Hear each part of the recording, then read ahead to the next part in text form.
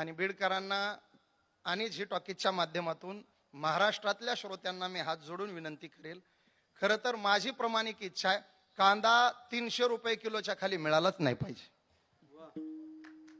मला आश्चर्य वाटतं महाराज, चपलाच्या दुकानात जातो त्याने सांगेल त्या भावात चप्पल घेतो, औषधाच्या दुकानात जातो त्याने सांगेल त्या भावात औषध घेतो, कपड्याच्या दुकानात जातो त्याने सांगेल त्या भावात कपडा घेतो, भाजीपालाच्या दुकानात जातो 20 रुपयाची भाजी 10ला मागतो. लाज वाटली पाहिजे.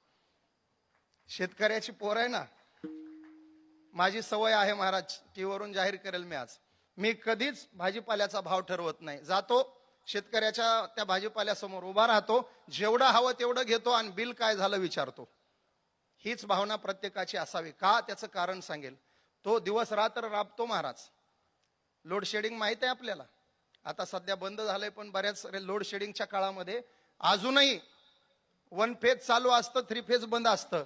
आणि 3 फेज म्हणजे शेतकऱ्याचं, मोटरीची लाईट दिवसभर बंद असते, रात्री 10ला येते आणि सकाळी 6ला बंद होते. म्हणजे माळव्याला जर आम्हाला पाणी द्यायचं असेल तर आमचा शेतकरी रात्री 10 ते 6 शेतात असतो.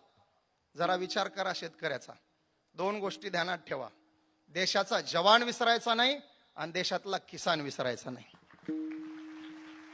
तुमच्या ताटात अन्न ज्याच्यामुळे येतं त्या किसानाला विसरू नका आणि तुमच्या अन्नाचं रक्षण करणाऱ्या जवानाला विसरू नका.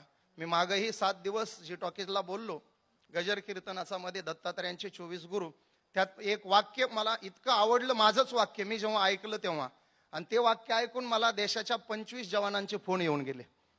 पुन्हा एकदा तुमच्यासाठी माझ्यासाठी माझ्या आवडीचं वाक्य म्हणून मी बोलून जाईल. मी तसा वागतो, तुम्ही सुद्धा वागायला हरकत नाही.